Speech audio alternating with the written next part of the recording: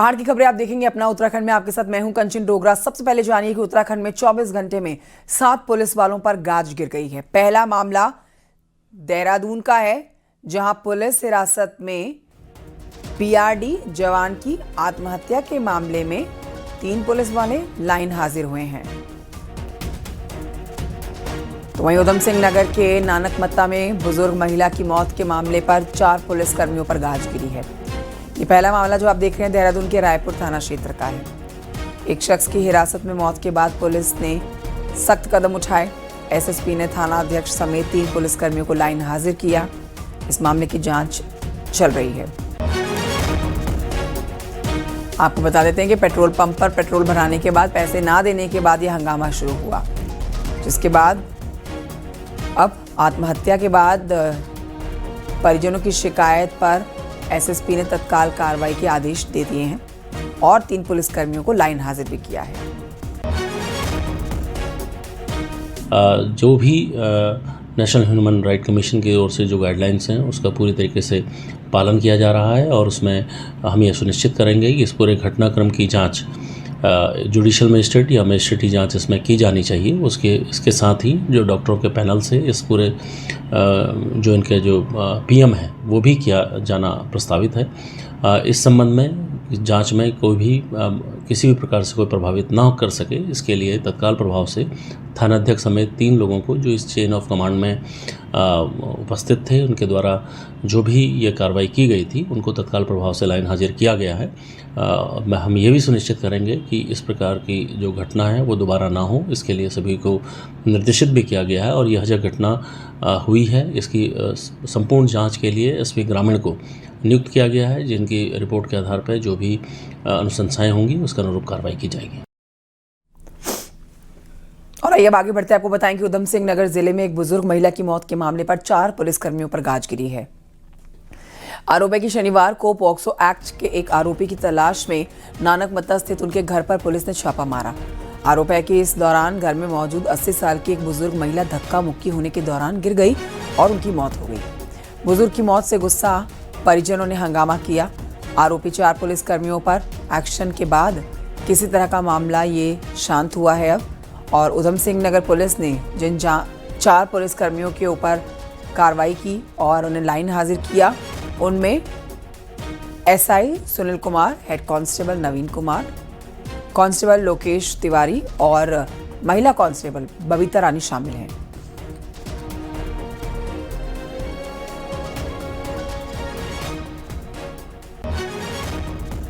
नानकमत्ता क्षेत्र में हमारी एक पॉक्सो एक्ट का मुकदमा जो दर्ज था उसमें प्रकाश में आए अभियुक्त की गिरफ्तारी के लिए हमारे नानकमत्ता क्षेत्र की पुलिस टीम गई थी। तो दबिश के दौरान एक बुजुर्ग महिला का स्वास्थ्य खराब हो गया, जिसको अस्पताल ले जाया गया, जहाँ फिर बाद में उसकी मृत्यु हो गई। तो इस मामले में की जो शिकायत के चलते पुलिस हमारे एसएसपी महोदय द्वारा जो दबिश टीम में जो लोग गए थे, एक एसआई 3 कांस्टेबल, उनको लाइन हाजिर किया गया है ताकि मामले की निष्पक्ष जांच हो सके और जांच के लिए एक जांच कमेटी गठित कर दी गई। उधर देहरादून से खबर, जहां पर नारी निकेतन एक बार फिर से सवालों में है और यहां देर रात नारी निकेतन में एक 35 साल की महिला जो थी उसने फांसी लगाकर आत्महत्या की। इसीलिए सवालों के घेरे में नारी निकेतन। 6 महीने पहले हल्द्वानी में घूमती हुई ये महिला पाई गई थी। पुलिस को इसकी सूचना मिली थी। यूपी के हमीरपुर की रहने वाली ये महिला बताई जा रही थी। प्रोबेशन अधिकारी मीना बिष्ट कह रही हैं कि महिला डिप्रेशन में थी, इलाज महिला का चल रहा था।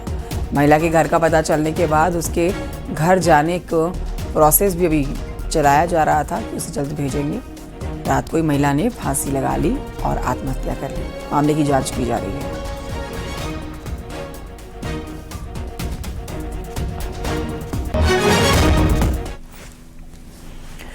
ऋषिकेश से बड़ी खबर, जहां पर आईडीपीएल इलाके में हुए अवैध कसीनो के खुलासे पर देहरादून एसएसपी ने बड़ी कार्रवाई की है। चौकी प्रभारी के साथ ही पूरी आईडीपीएल चौकी को सस्पेंड किया गया है। गंभीरता ना बरतने वालों के खिलाफ ये कार्रवाई हुई है। मामले में पूरी चौकी को सस्पेंड होना पड़ा। पुलिस ने एक होटल में छापा मारा। नेपाली थीम पर यह कसीनो चल रहा था। 20,000 कॉइन बरामद हुए, 60,000 नकदी मिली है, शराब की बोतलें मिली हैं, 10 महिला डांसर, 40 पुलिस ने 40 लोगों को गिरफ्तार किया अब इनके खिलाफ कार्रवाई कर जा रही है। एसएसपी ने कार्रवाई की है। चौकी प्रभारी आईडीपीएल और उनकी पूरे स्टाफ को संवेदनशीलता न बरतने और उस क्षेत्र में अवैध गतिविधियों के संचालन में उनकी जो सूचनाओं का प्रॉपर कार्रवाई न करने पर पूरी चौकी को प्रभावी रूप से अभी सस्पेंड किया गया है। उनके खिलाफ जो डिपार्टमेंटल प्रोसीडिंग है वो स्टार्ट की जाएगी। उधर मुख्यमंत्री पुष्कर सिंह धामी ने नई दिल्ली में रेल मंत्री अश्विनी वैष्णव से मुलाकात की है और उत्तराखंड में रेल संपर्क को और मजबूत बनाने के लिए विभिन्न महत्वपूर्ण परियोजनाओं का अनुरोध किया है। जो महत्वपूर्ण परियोजनाएं हैं उन पर त्वरित कार्रवाई की मांग कर रहे हैं। धामी जी का कहना है कि कुंभ 2027 को डिजिटल कुंभ के रूप में विकसित के लिए सूचना प्रौद्योगिकी मंत्रालय से 144 करोड़ की वित्तीय सहायता देने, हरिद्वार और ऋषिकेश तक मेरठ हाई स्पीड ट्रेन की विस्तार के साथ ही ऋषिकेश कर्णप्रयाग रेल प्रोजेक्ट का काम 2026 तक पूर्ण कर उसके लोकार्पण का भी उन्होंने अनुरोध किया है।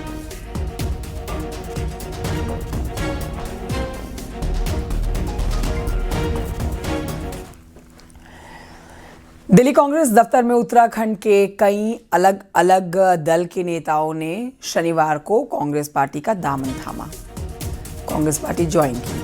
मौके पर उत्तराखंड कांग्रेस प्रभारी कुमारी सैलजा, प्रदेश अध्यक्ष गणेश गोदियाल, यशपाल आर्य, प्रीतम सिंह, हरत सिंह रावत मौजूद रहे। पूर्व बीजेपी के विधायक राजकुमार ठुकराल, नारायण पाल, भीम सिंह आर्य, पूर्व मेयर गौरव गोयल, लखन सिंह, अनुज गुप्ता ने कांग्रेस ज्वाइन की। इस मौके पर कुमारी सैलजा ने कहा है कि राज्य में कानून व्यवस्था खत्म हो गई है। प्रदेश अध्यक्ष गणेश गोदियाल कह रहे हैं कि लोगों को कांग्रेस से उम्मीद है, इसी का नतीजा है अभी और कई लोग शामिल होंगे कांग्रेस पार्टी में।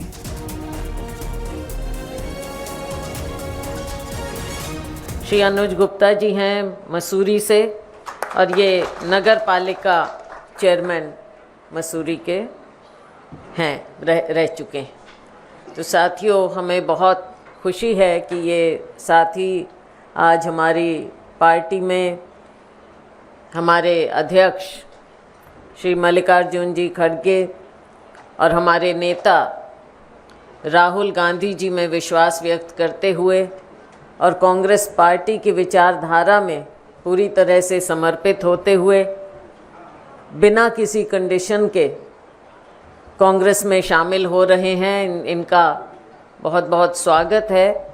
खुशी का ये अवसर है कि उत्तराखंड प्रदेश में कांग्रेस के प्रति जो निश्चित रूप में उम्मीद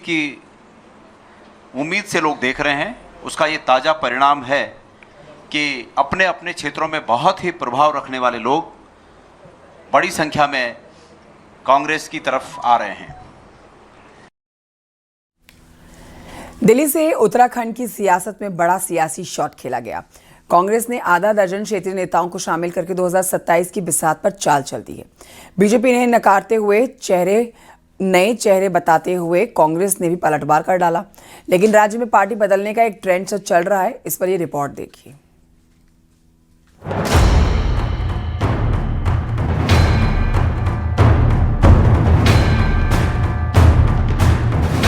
आपका स्वागत, अभिनंदन। उत्तराखंड की राजनीति में पार्टियां बदलना अब कोई नई बात नहीं रही। यहाँ नेता विचारों से कम बल्कि इससे ज्यादा पहचाने जाते हैं कि वो कितनी पार्टियां बदल चुके हैं। दिल्ली में कांग्रेस में शामिल हुए पूर्व विधायक राजकुमार ठुकराल, भीमलाल आर्य, पूर्व ब्लॉक प्रमुख लाखन सिंह नेगी, पूर्व मेयर गौरव गोयल, पूर्व पालिका अध्यक्ष अनुज गुप्ता जैसे चेहरे एक बार फिर उसी ट्रेंड को मजबूत करते दिखे, जहाँ व्यक्तिगत महत्वाकांक्षा विचारधारा पर भारी पड़ती है। बीजेपी का दावा है कि ये सब पहले ही पार्टी से बाहर किए जा चुके थे। बीजेपी के अंदर अनुशासन के दायरे में रहना और जो उस अनुशासन के दायरे को तोड़ता है, समय पर हम कठोरता के साथ न चाह के भी ऐसे लोगों को पार्टी से बाहर करते हैं। अब जो हमारा निकाला हुआ माल है वो कहीं अगर शिफ्ट हो रहा है तो उसमें हम क्या कर सकते हैं। लेकिन अच्छा होता कि कांग्रेस इस बार जरूर इस बार विचार करती कि आखिर भारतीय जनता पार्टी को निकाला क्यों होगा। जितने भी लोग 1991 के बाद भारतीय जनता पार्टी में आए हैं, निश्चित तौर पर वह भारतीय जनता पार्टी के संकल्पों के साथ जोड़कर अपने आप को आगे बढ़ रहे हैं। इनके संकल्प अधूरे रह जा रहे हैं, जो उसमें अपने आप को फिट नहीं बैठ पा रहे हैं, वो छोड़ के जाते हैं। तैयारी भले ही 2027 की हो, लेकिन वक्त वक्त पर पार्टियां बदलने का खेल नया नहीं है। उत्तराखंड में कई ऐसे नेता हैं जो 4 से 6 बार तक पार्टियां बदल चुके हैं और दिलचस्प बात ये है कि कई आज सत्ता के केंद्र में हैं। कई नेता बदल चुके पार्टियां। बीजेपी विधायक मुन्ना सिंह चौहान ने 6 बार पार्टी बदली। सरकार में मंत्री बने भरत चौधरी भी 6 बार दल बदल चुके। यमकेश्वर से विधायक रेणु विष्ट ने भी कई दल बदले। कांग्रेस नेता हरक सिंह रावत ने 4 बार पार्टी बदली। मंत्री प्रसाद नैथानी ने 6 बार पार्टी बदली। अंगूर जब खट्टे होते हैं तो इसी तरह से लोट पोट कर लट्टू की तरह बातें करते हैं, क्योंकि भाषा सुनी मैंने महेंद्र भट्ट जी की, जहां वो कह रहे हैं ये माल है। ये कौन सा माल है? ऐसी भाषा जो करते हैं उस राज्य में अंकिता भंडारी को न्याय नहीं मिलता।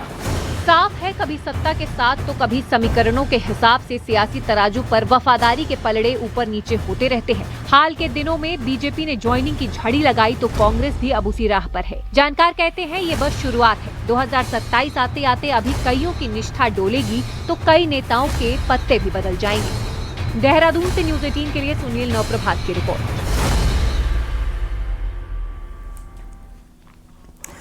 2027 विधानसभा चुनाव से पहले कांग्रेस ने दूसरी पार्टियों के बड़े नेताओं को अपने साथ जोड़ने की मुहिम तेज कर दी है, लेकिन इस ज्वाइनिंग ड्राइव में उत्तराखंड कांग्रेस में ही हलचल पैदा कर दी गई है। खास तौर पर कुमाऊं में नए चेहरों की एंट्री से पुराने कांग्रेसी नाराज दिख रहे हैं। देखिए रिपोर्ट।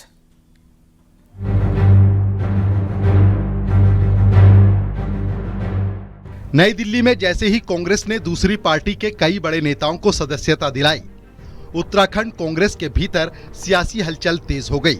खास तौर पर कुमाऊं की उन विधानसभा सीटों पर बेचैनी बढ़ गई जहां से जुड़े नेताओं ने कांग्रेस ज्वाइन की है। रुद्रपुर में बीजेपी के पूर्व विधायक राजकुमार ठुकराल के कांग्रेस में आते ही कांग्रेस नेता और पूर्व विधायक प्रत्याशी मीना शर्मा ने पार्टी से इस्तीफा दे दिया। मीना शर्मा ने ठुकराल पर महिलाओं के खिलाफ अभद्र टिप्पणी करने के आरोप लगाए। एक तरफ कांग्रेस पार्टी पूरे देश में नारी न्याय की बात कर रही है और आज अपनी ही पार्टी की महिला की पीड़ा को अनसुनी कर रहे हैं, तो ये खाली भारतीय जनता पार्टी से लड़ाई लड़ने के लिए नारी न्याय की कहीं न कहीं खाली बात करते हैं। दूसरी ओर भीमताल विधानसभा में भी कांग्रेस की ज्वाइनिंग ने सियासी हलचल बढ़ा दी है। तो रामगढ़ ब्लॉक के पूर्व प्रमुख लाखन नेगी के कांग्रेस में शामिल होते ही पुराने कांग्रेसी नेताओं ने अपनी नाराजगी खुलकर जाहिर करनी शुरू कर दी है। स्थानीय नेताओं का कहना है कि सालों से पार्टी के लिए काम कर रहे कार्यकर्ताओं की अनदेखी की जा रही है। हम आने वालों को स्वागत करते हैं, लेकिन पार्टी के शीर्ष नेतृत्व को जो पिछले 9-10 साल से और बचपन से कांग्रेस पार्टी को मजबूत कर रहा है, उनका भी सम्मान होना चाहिए, उनकी भी दावेदारी को ऊपर बल देना चाहिए। दरअसल शनिवार को कांग्रेस में शामिल हुए 6 बड़े नेताओं में कुमाऊं की रुद्रपुर और भीमताल विधानसभा से जुड़े चेहरे भी शामिल हैं। ऐसे में इन क्षेत्रों में लंबे वक्त से कांग्रेस का झंडा उठाए चल रहे कार्यकर्ता और संभावित उम्मीदवार सकते में हैं। उन्हें डर है कि नई ज्वाइनिंग के बाद आने वाले चुनाव में टिकट की दौड़ में उन्हें पीछे धकेल दिया जाएगा। हल्द्वानी से न्यूज 18 के लिए शैलेंद्र नेगी की रिपोर्ट। उधर कांग्रेस में हुई 6 नेताओं की ज्वाइनिंग के बाद बीजेपी में हलचल है। बीजेपी के प्रदेश अध्यक्ष महेंद्र भट्ट का कहना है कि बड़ी संख्या में लोग हमारे भी संपर्क में हैं, जिनसे हम लगातार बातचीत कर रहे हैं। सही समय पर पार्टी में ले लिए जाएंगे, ये हमारी रणनीति का हिस्सा है। पदाधिकारी हैं, चाहे वो विधायक हों, उन पर बीजेपी लंबे समय से बीजेपी के टारगेट पे है। नहीं, हम किसी को टारगेट नहीं करते हैं। लोग खुद ही उन दलों को छोड़कर आते हैं जिन दलों में को जनता ने नकार दिया है, और ये गति आगे बढ़ेगी। बड़ी संख्या में अभी भी लोग संपर्क में, हम बात चर्चा कर रहे हैं। समय आएगा तो कुछ लोगों को निश्चित रूप में और सदस्य पार्टी में लेंगे हम लोग, ये हमने अपनी रणनीति का हिस्सा बना रखा है। चुनावी रणनीति के बीच में बीजेपी ने एक बड़ा फैसला लिया। पार्टी ने साफ कर दिया कि 2027 का चुनाव बलबीर रोड स्थित मौजूदा दफ्तर में ही लड़ा जाएगा और नए दफ्तर का निर्माण 2027 के चुनाव के बाद ही शुरू किया जाएगा। देखिए रिपोर्ट।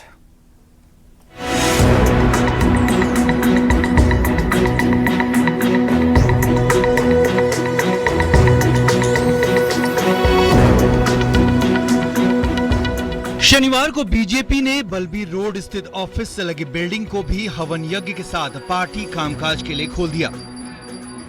ये बिल्डिंग पार्टी ऑफिस के निर्माण के लिए बीजेपी ने हाल ही में खरीदी थी। बीजेपी ने अब ऐलान किया है कि 2027 का चुनाव पार्टी अपने बलबीर रोड स्थित ऑफिस से ही लड़ेगी।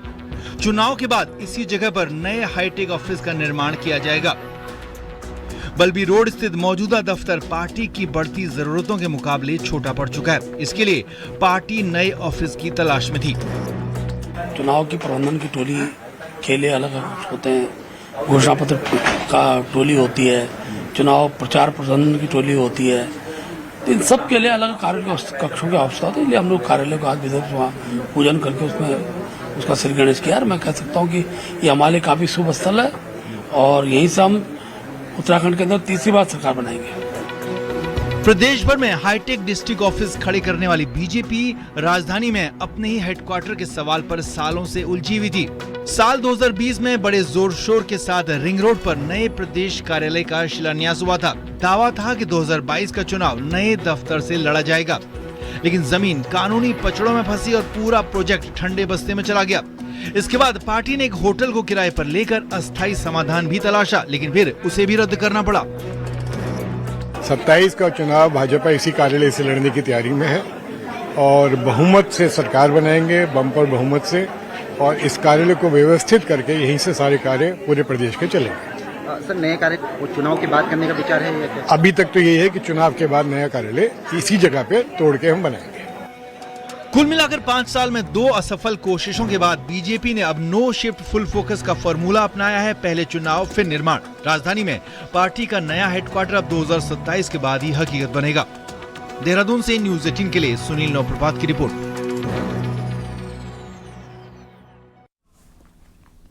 विकासनगर से खबर है अगली, जहां पर साहिया के पानुआ मसराड रोड पर एक गाड़ी खाई में गिर गई है। हादसे में गाड़ी के ड्राइवर की मौत हो गई है। बड़ी जानकारी आपको दे रहे हैं। खाई में गिर गई गाड़ी, विकासनगर से खबर, और कार चालक की मौत हो गई है।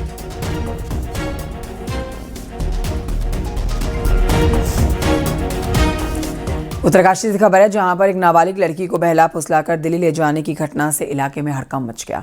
सूचना मिलते ही पुलिस ने कार्रवाई करते हुए आरोपी को गिरफ्तार किया। नाबालिग को सकुशल बरामद कर लिया है और आरोपी को कोर्ट में पेश करके जेल भेजा गया है। चौंकाने वाली बात यहां पर यह रही है कि बीते दिनों में पुलिस ने ऐसे 6 मामलों में 6 महिलाओं को वापस लाई है, जिसमें नाबालिग 3 भी शामिल हैं। आपको भी था, आज हमें पता लगा बजरंग दल को यहाँ पे उत्तरकाशी में ये मातली के और एक है नाबालिग लड़की 15 वर्ष की, जो 2 जिहादियों के दो जिहादी हैं, जो एक का तो अभी वो भाग गया है और एक को पुलिस ने जेल पहुंचा दिया है। इनका क्या है, लव जिहाद का, ये 4-5 की टीम में काम करते हैं और एक ही मोहल्ले से, एक ही घर से, मतलब उनके वो रिश्तेदार हैं, और 2 महिलाओं को उन्होंने क्या है बिल्कुल लव जिहाद करके यहाँ से उत्तरकाशी से भगा के ले गए। जो अभी पता लगा कि थाने में पता लगा कि वो एक दिल्ली से लाया गया, एक जिहादी जो दिल्ली था, जिसने 15 साल की नाबालिग लड़की को भगाया है। देहरादून एयरपोर्ट पर समर शेड्यूल से 34 उड़ानों को मंजूरी, देश के 12 शहरों को सीधे उड़ान से जोड़ा जाएगा। समर शेड्यूल में आपको बता रहे हैं, जिसमें 34 उड़ानों को मंजूरी। बड़ी जानकारी, 12 शहरों को सीधे जोड़ा जाएगा इन विमानों से। आज से शुरू होगी दून नवी मुंबई के लिए सीधी उड़ान, सीधी फ्लाइट। देहरादून एयरपोर्ट पर आज से होगी डीजी यात्रा की शुरुआत। केंद्रीय नागरिक उड्डयन मंत्री करेंगे वर्चुअल शुभारंभ।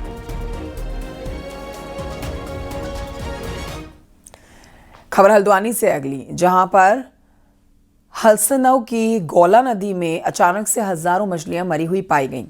स्थानीय लोगों का आरोप है कि ये किसी की शरारत है, जिसने नदी के अंदर जहरीला पदार्थ मिलाया और मछलियों की जान ले ली। इससे पहले भी ऐसा हो चुका है। वन विभाग से कार्रवाई की मांग की जा रही है।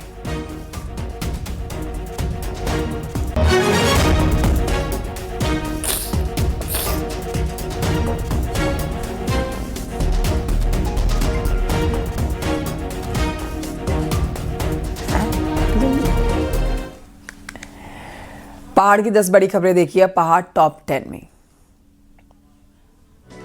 अल्मोड़ा में कई सरकारी विभागों के बिजली बिल बकाया हैं। कई विभागों को नोटिस दिया गया है तो कई विभागों की बिजली काटी गई है।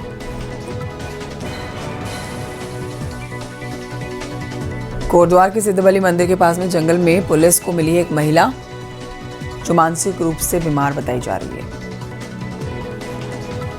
चमोली के ग्रामीण इलाकों में एलपीजी सिलेंडर की किल्लत से लोग परेशान रहे। प्रशासन ने व्यवस्था को ठीक करने का दावा किया।